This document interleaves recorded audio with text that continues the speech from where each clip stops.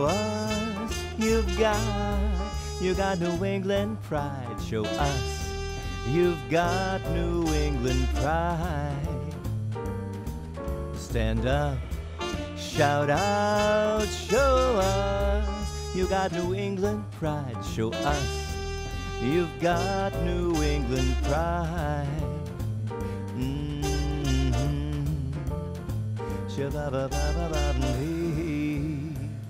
New England pride.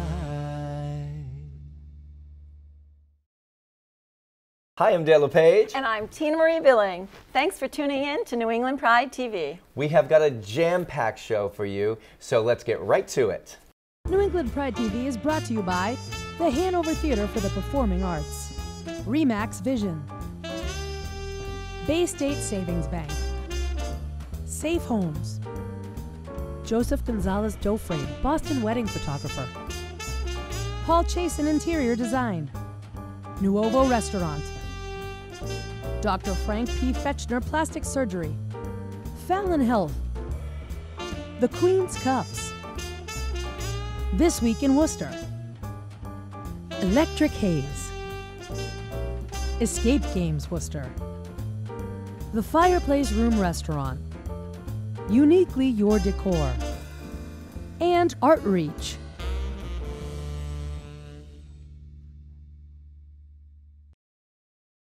Hello everybody, and thank you for sticking with us here on New England Pride TV. My guest right now is Mason Dunn. Welcome. Great to be here. Now you've got quite a list of job titles here, so I'm just going to read them off really quickly, okay? Executive Director of the Massachusetts Transgender Political Coalition.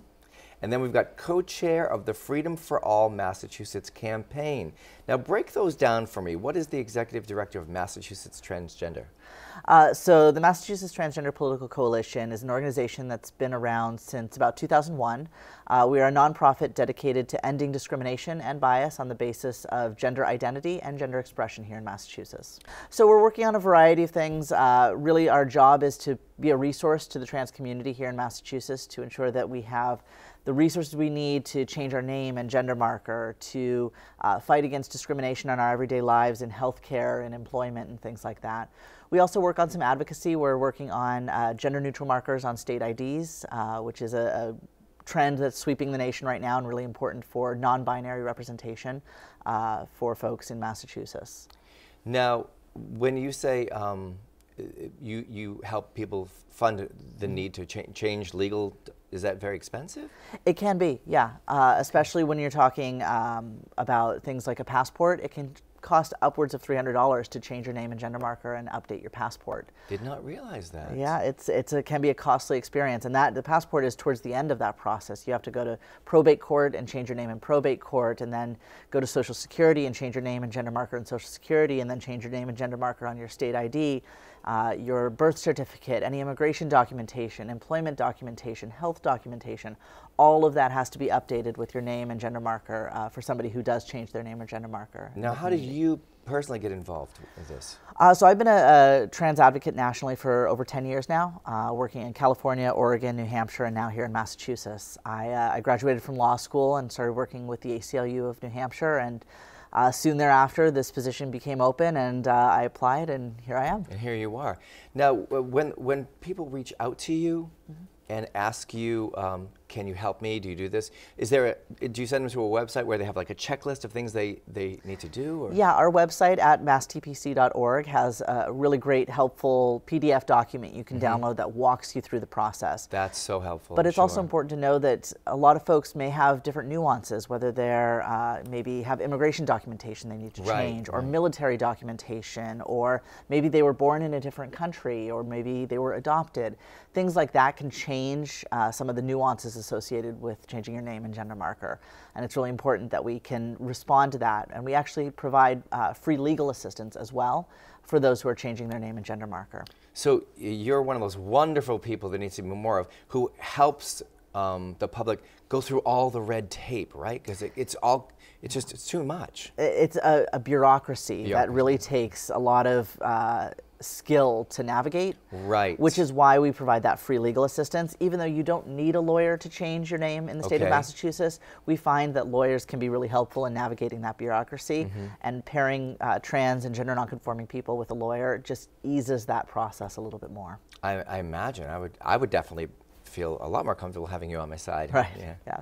Now, the co-chair of the Freedom for All Massachusetts campaign, so important.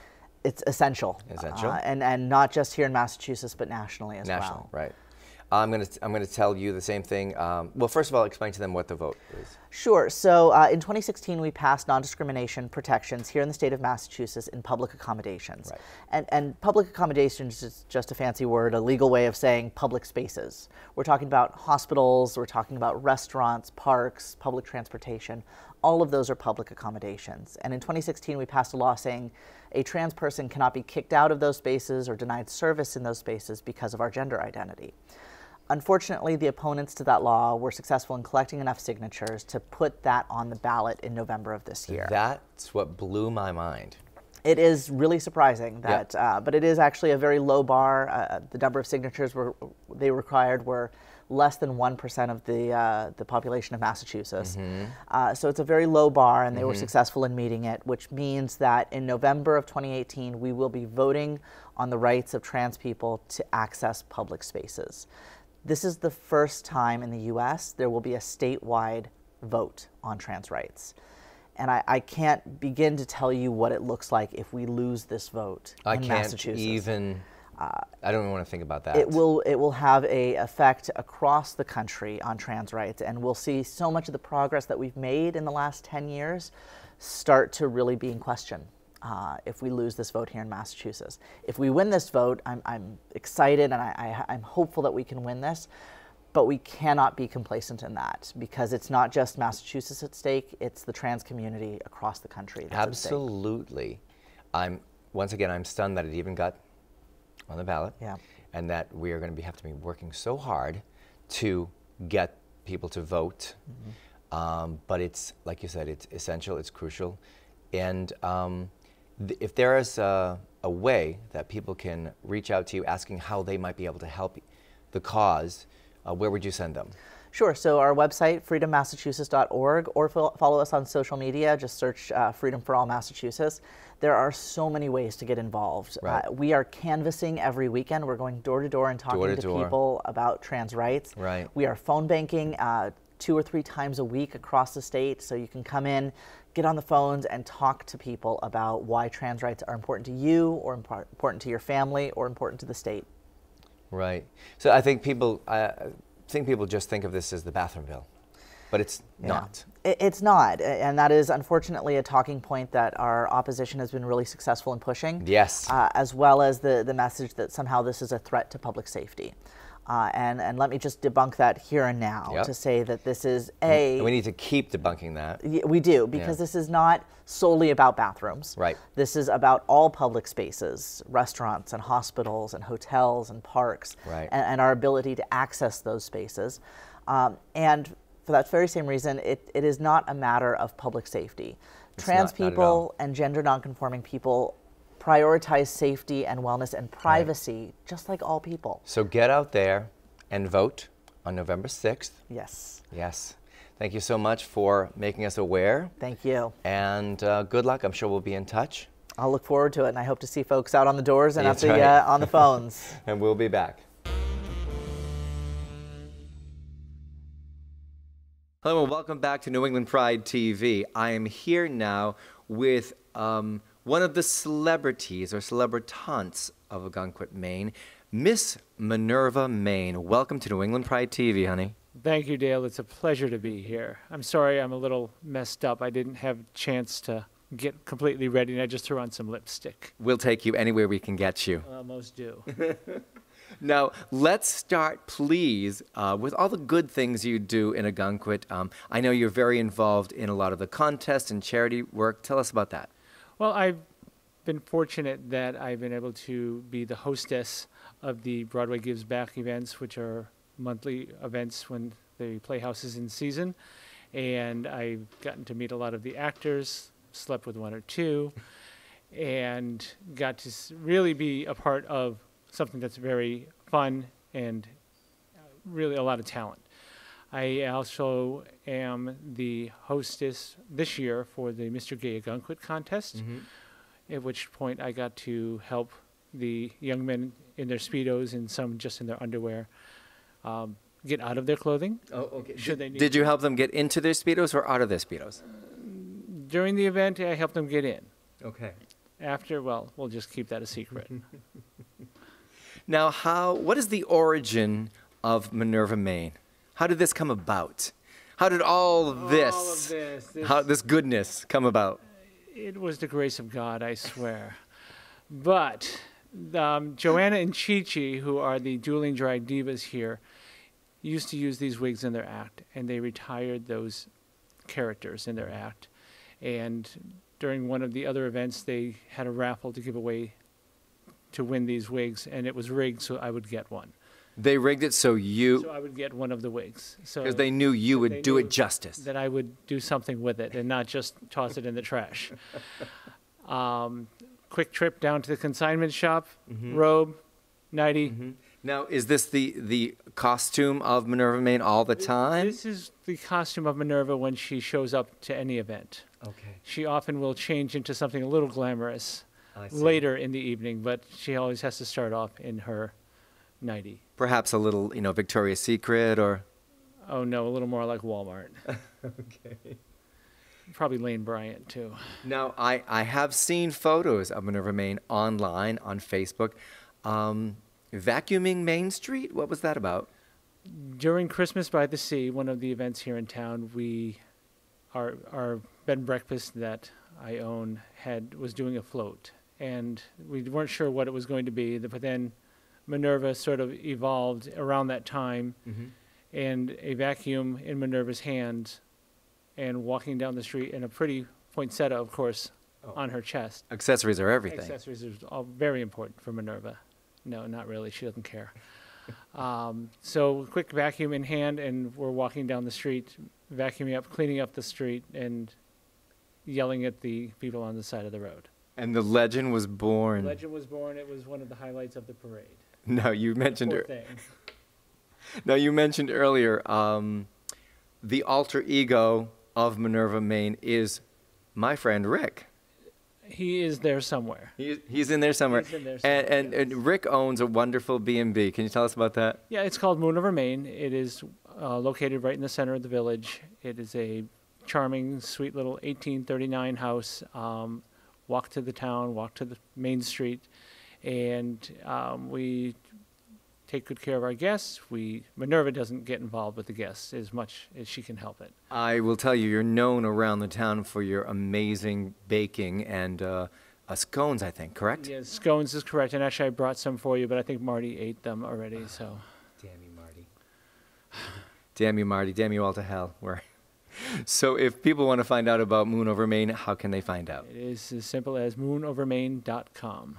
All right. Maine with an E. Now, does Minerva ever make an appearance at Moon Over Maine?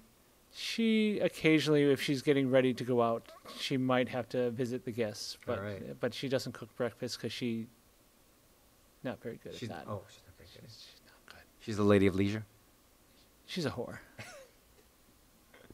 All right. Please tell our viewers at home we'll be back with more New England Pride TV right after this. We'll be back with more New England Pride TV right after this.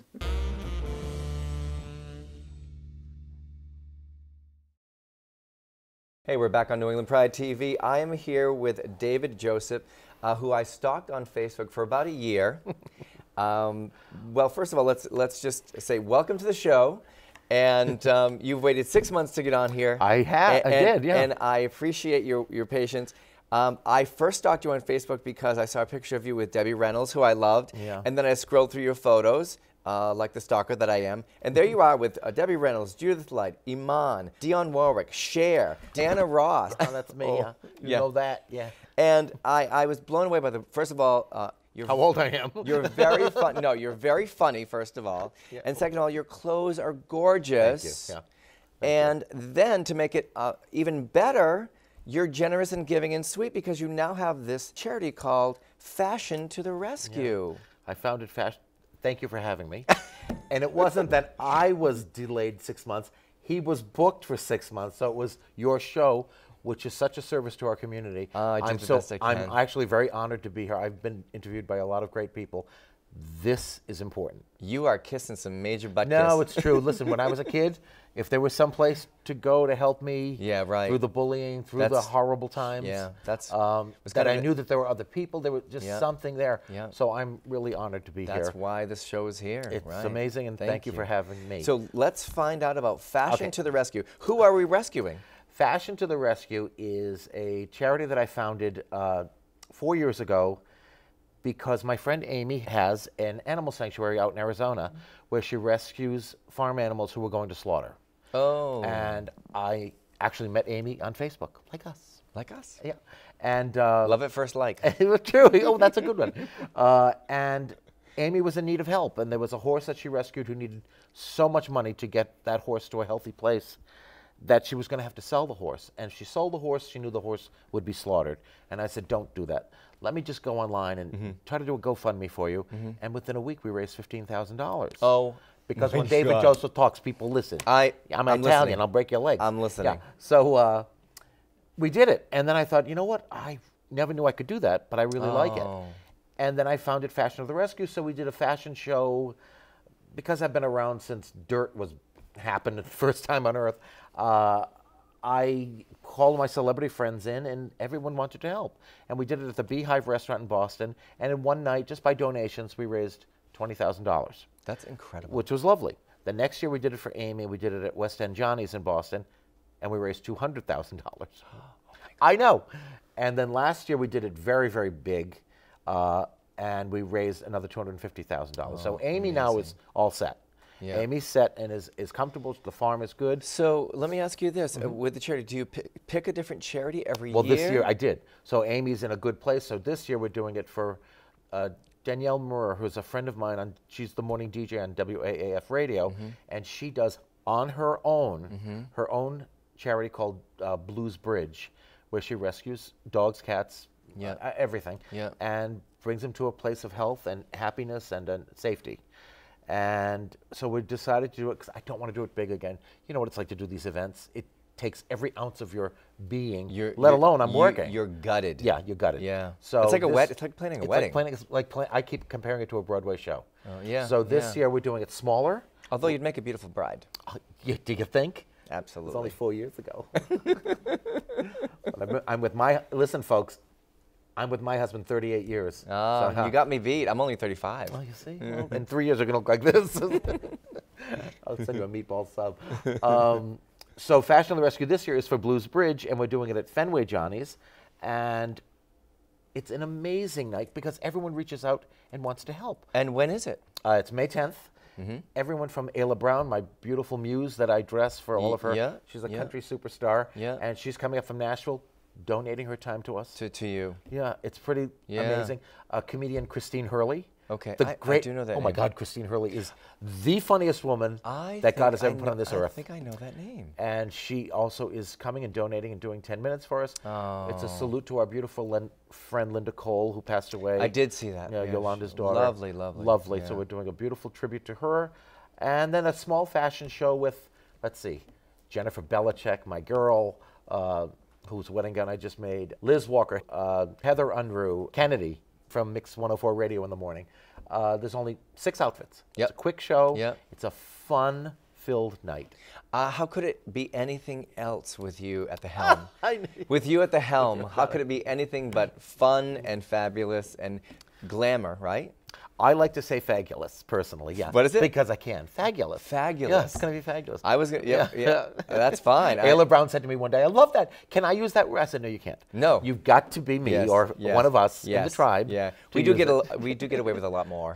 It's true. Yeah, yeah. So one more time for our viewers at home who want to attend, because it's going to be an amazing evening. To Fashion to the Rescue. It's happening on what May date? 10th.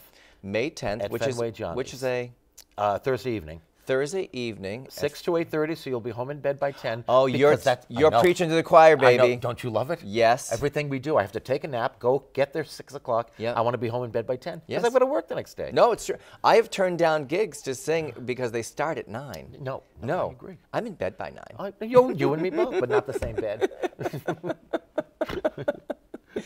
I like that it's only 2 hours. Yep. You get in, you get out. Get in, you eat, Yes. and it's $125. You can go online to Fashion to the Rescue 2018.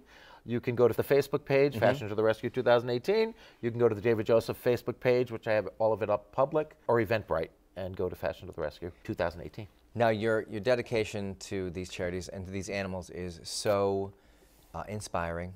And you're thanking me for creating this show, and I'm thanking you for being so generous You know what? with your time and your I talent. have found my love has always been designing dresses, but I've been doing it for 42 years. So it becomes normal. It's normal. My passion is this. Unfortunately, we don't have time to talk about all your passions because we're out of time.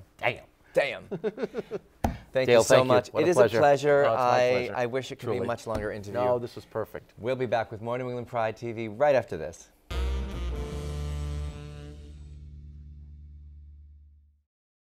Hey everybody, and welcome back to New England Pride TV. I'm your host, Dale Page, and now we are at Main Street in Ogunquit, Maine. We are here with Marty, who is one of the co-owners of Main Street, which is, as you described it earlier, a community center? I think, yeah, I look at it, and one of the reasons why I got involved in it a few years ago is it's really the LGBT center, I think, for all of northern New England, north of Boston. Anyone can open a nightclub or a bar, but you need to have something, you need to have some secret sauce to get people to continue to come in, you know, over and over again. And I've been coming here for years as a customer, and when the opportunity arose for me to get involved in it as one of the partners, I said, sure, let's do it. Now, this wonderful venue has been in Ogunquit for how many years? 2017, well, 2018 will be our 18th anniversary. We opened in 2000. April of 2000, so that in itself is also a record. I mean, for the longevity, you look at you know, any bar or nightclub, let alone you know, a gay-oriented one, and many of them are gone that were around, you know, years ago. But this place has persisted, and hopefully will continue. Oh, I'm sure it will. I'm sure it will. Now, for our viewers at home who have not been here yet, who will be rushing, We hope. we know. Tell us a little bit about the venue, because right now we're sitting in the middle of a fantastic state-of-the-art showroom where you put on many different shows.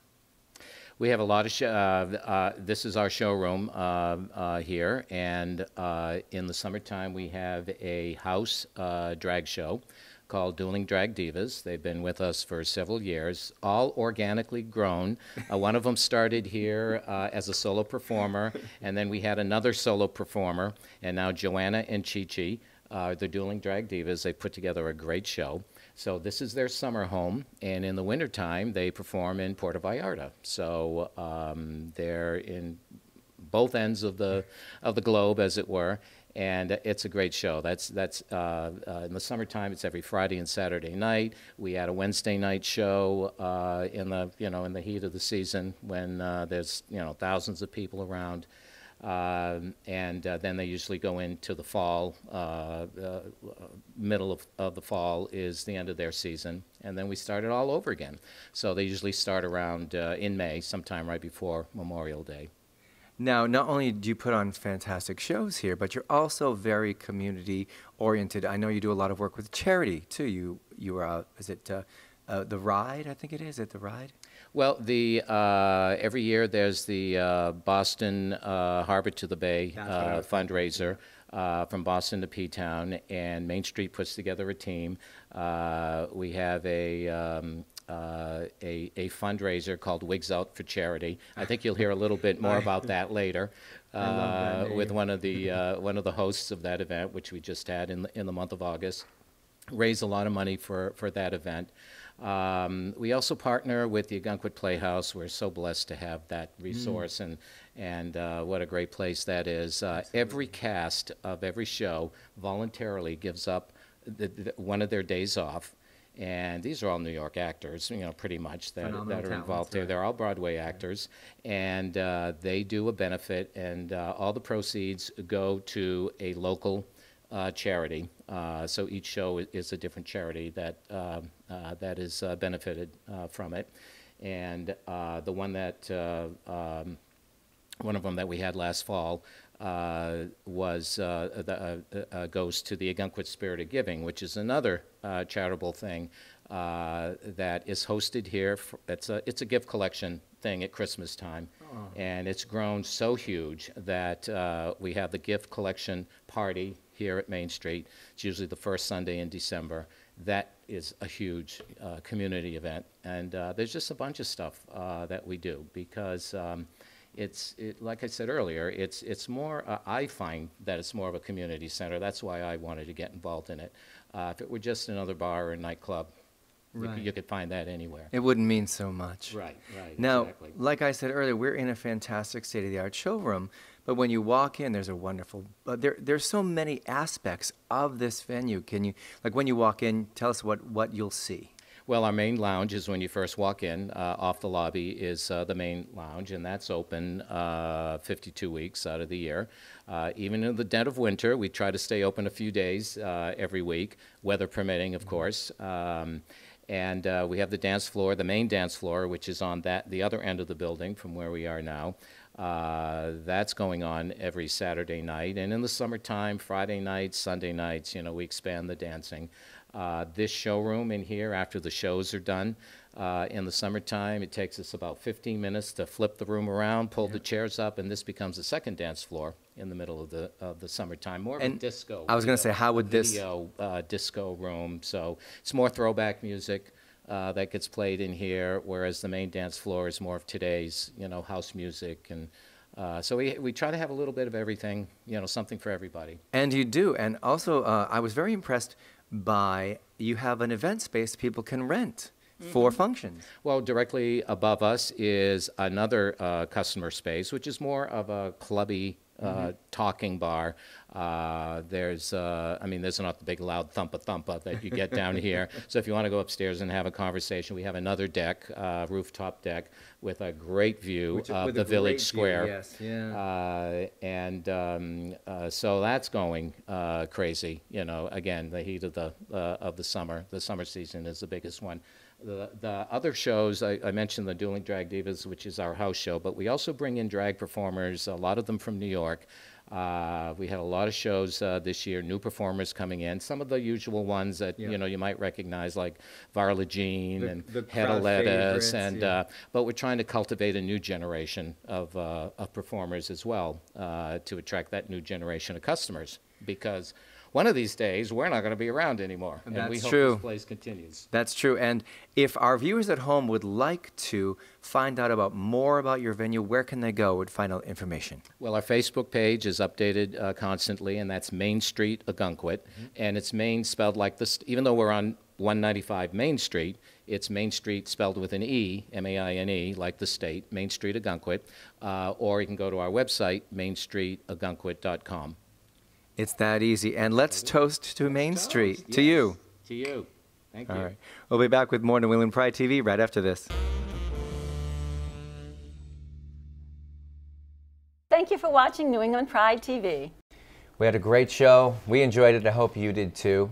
I want to give a quick shout out to our Facebook fans who are following us, because we reached way over the 8,000 mark, which is not easy to do, especially since you don't have any porn on your page. So we did it, so thank you for that. And we're going to end the show the way we always do, which is by saying, please don't be afraid to shine your light. Because you might be lighting the way for someone in need. Until next time, thank you.